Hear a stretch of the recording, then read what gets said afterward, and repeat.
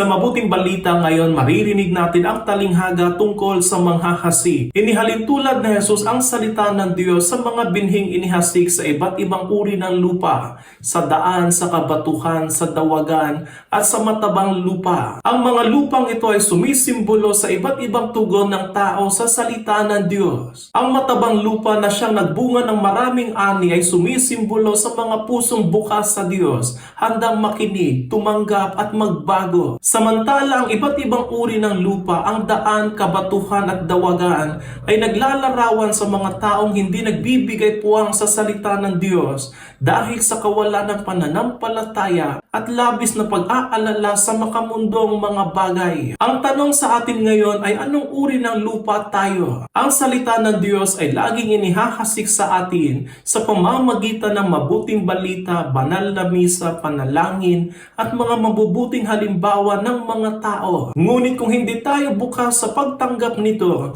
hindi ito magbubunga ng pagbabago sa buhay natin. Huwag nating hayaan na ang mga alalahanin at kahinaan sa pananampalataya ay pumigil sa atin na mamunga at lumago. Sikapin natin maging tulad ng matabang lupa upang ang salita ng Diyos ay mamunga ng masagana sa buhay natin.